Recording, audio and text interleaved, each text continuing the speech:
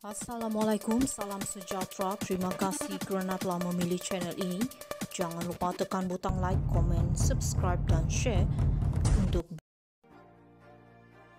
Saya jadi sasaran muda kerana kemarahan terhadap langkah Sheraton.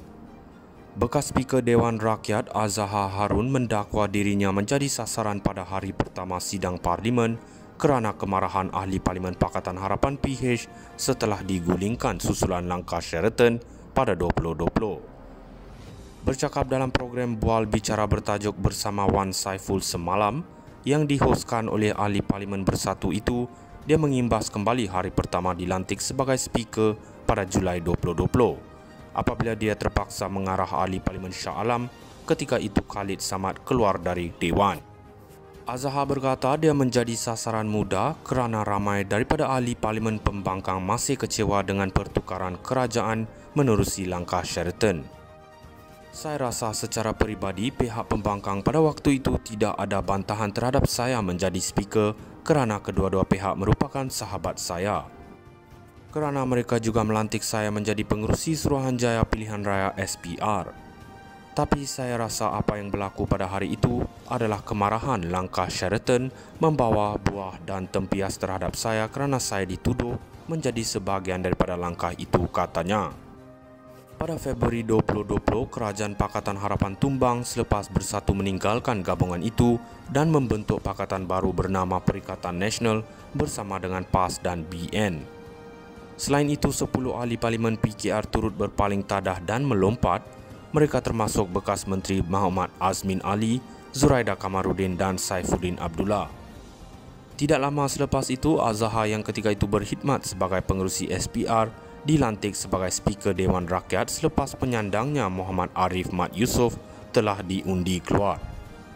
Sehubungan itu, Azhar menafikan sebarang persepsi bahawa dia juga terlibat dalam langkah Sheraton. Macam mana saya nak terlibat? Saya pengerusi SPR dan apabila terjadi langkah itu ialah langkah politik. Sama ada langkah itu betul atau salah, sejarah akan menentukan, katanya.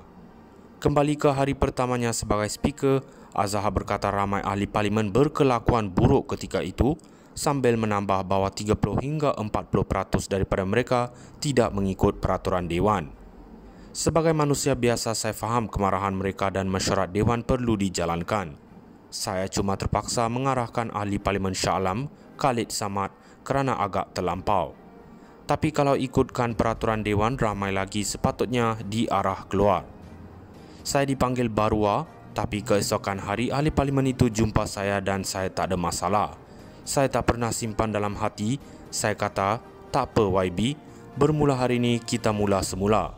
Saya rasa sebagai Speaker, saya jalankan fungsi saya dengan sempurna, katanya lagi. Saya jadi sasaran muda kerana kemarahan terhadap langkah Sheraton. Bekas Speaker Dewan Rakyat Azhar Harun mendakwa dirinya menjadi sasaran pada hari pertama sidang Parlimen kerana kemarahan Ahli Parlimen Pakatan Harapan PH setelah digulingkan susulan langkah Sheraton pada 2020.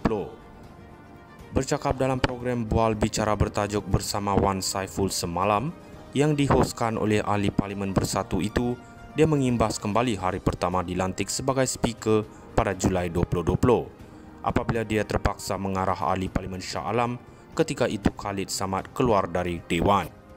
Azhar berkata dia menjadi sasaran muda kerana ramai daripada ahli parlimen pembangkang masih kecewa dengan pertukaran kerajaan menerusi langkah Sheraton. Saya rasa secara peribadi pihak pembangkang pada waktu itu tidak ada bantahan terhadap saya menjadi Speaker kerana kedua-dua pihak merupakan sahabat saya.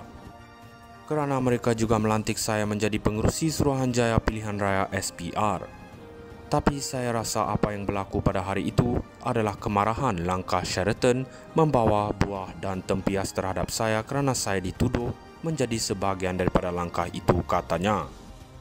Pada Februari 2020, Kerajaan Pakatan Harapan tumbang selepas Bersatu meninggalkan gabungan itu dan membentuk pakatan baru bernama Perikatan Nasional bersama dengan PAS dan BN.